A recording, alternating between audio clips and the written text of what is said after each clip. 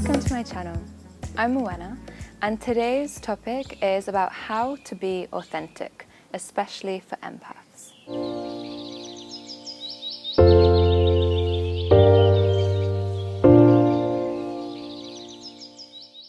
So the first thing is to stop people pleasing. If you are an empath or a sensitive person, it's likely to be built into your nature that you naturally want people to be happy. And so often what this means is that maybe you overstep your boundaries in order to be the peacekeeper, in order to make other people happy, often compromising your own happiness and your own needs in order to meet the needs of others and to keep that happiness and peace between them. So that is the first thing, to know your boundaries and to honor those rather than overstepping your boundaries, overgiving to other people. And the thing with this is also that if you're an empath and a sensitive person, you are able to feel what the other person is feeling. So naturally, it is an impulse to want to soothe that. So it's also important to realize what is your emotion and what is the emotion of somebody else, and to be able to differentiate that. So the first step is to stop people pleasing. The second step is learning to say no. This is super important. So building upon what I just said, if you overstep your boundaries and overgive in order to please others so that they are happy and peaceful, then you are likely as well to very often say yes to people, say yes to things that really you don't want to do. So they'll ask you to do something and you'll say yes, and inside you'll be like, oh, why did I just say yes? And so that's really important too, because that's also compromising your energy, it's compromising your no. And that's really important for self-nourishment, for you to be healthy and happy on your internal world as well. That's also part of overgiving as well. So it's important to learn to say no, to know that it's okay to say no, and that saying no does not make you a bad person. It just makes you stand in alignment with your truth, and others can respect that as well. Learning to say no without giving excuses. So that's something I once had to work on. I would say no, and then I would give some kind of excuse, and in order to reconciliate my saying no and feeling bad for saying that. But actually it's important to just say no and know your truth of why that is, and that's just how it's going to be. So the third step is to reconnect with yourself, with your own energy. If you're an empath or a sensitive person and you tend to be overgiving, you are likely as well to lose touch with what your emotions are, lose touch with what your energy is.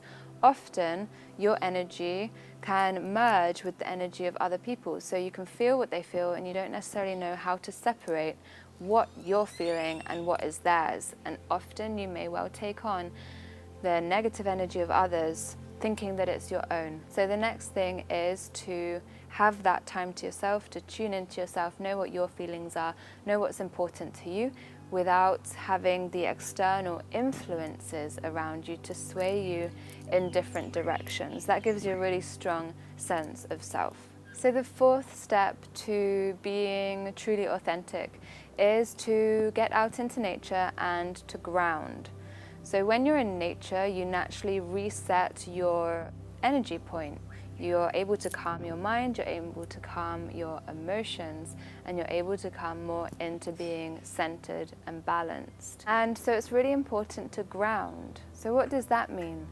Well, so often we are in our houses, we're in the city, we have so much of our focus and our energy and attention outside of us. We have people all around us, we have work, there's things going on around us, there's noise, there's social media.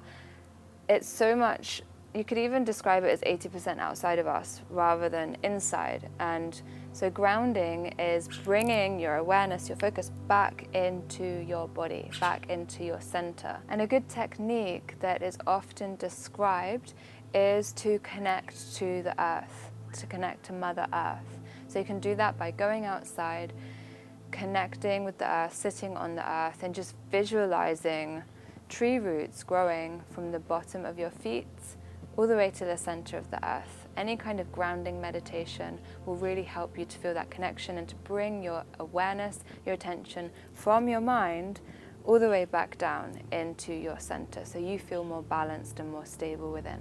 So the fifth step in being authentic is to know how you feel and to know your truth. So building on what was just said in step 4, going out into nature and grounding, that helps you to know those things. So now you know how you feel, what your truth is, and it's safe to express that in the world. Everybody in the world isn't equal. You are your own unique expression in the world. There is nobody else like you out there. And so your opinions, your perceptions are important, and they are worthy of being expressed just like anybody else's. So do the world a favor and express your truth. Your truth is your truth for a reason, and it needs to be heard. So there you have it, 5 steps to being the most authentic you. The first step, stop people pleasing. The second step, know and learn how to say no. The third step, be in your own energy so you know how you feel.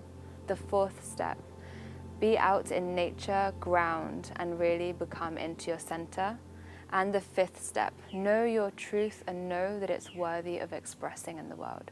If you enjoyed this video, make sure to subscribe and click the bell to get notified of future videos. If you received clarity or insight from this, I would love to hear from you. Please comment below. And if you know anyone that this might help, please share it with them. Until next time, have a beautiful, beautiful day, and I'm so grateful to connect with you.